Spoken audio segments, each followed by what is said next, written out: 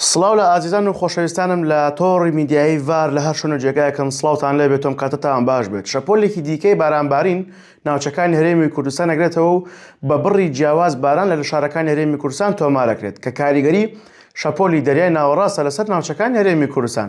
پێشبینیم وایە کە سبەی ڕۆژی هەینی بەتایبەتی لە کاتەکانی نیوەڕۆ تاوەکو ئێوارە یاخود شەوی شەمە لەسەر یەکشەمە بارانبارین بە شێوەی ناوبەناو لە ناوچەکانی هەرێمی کوردستان تۆمار بکرێت. بڕی بارانبارینەکەش لە نێوان 7 میلیم باران تاوەکو 20 میلیمەتر باران نەبێت، واتە بارانێکی ئاسایی لەسەرخۆ بێت، دوورە بێت لە هاتنی لافا و هەروەها بارانی بەهێز، تەنها بارانێکی ئاساییە و پشت بەخوای گەورە بارانی بەڕەحمەتە بێت. هەروەها پلەکانی گەرمە 4 پلەی دیکە دائەبەزێت و لە ناوچە شاخاوەکانی هەرێمی کوردستان شەگەری بەفربارین هەیە و پێشبینیش ئەکەم دەڤەری باڵەکایەتی لەم شەپۆلەدا بەرگی سپی بپۆشێت و کەشوهەوایەکی ساردیش لە هەرێمی کوردستان دەست پێ بکات. چەقی کاریگەری شەپۆلەکە واتە زۆرترین بڕی بارانبارین لە ڕۆژی شەمە تۆمارەکرێت و پێشبینیش ئەکەم لەسەر تاسەری ناوچەکانی کوردستان ئەم شەپۆلە بیگرێتەوە و بە بڕی جیاواز و کەم تاوەکو زۆر بارانی تیا تۆمار بکرێت.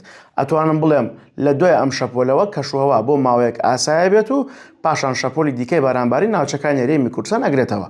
تاوەکو شەپۆلی داهاتوو ئیشەڵڵا زانیاری زیاترمان نەبێت. والله ئەعلەم، هەر شاد بن.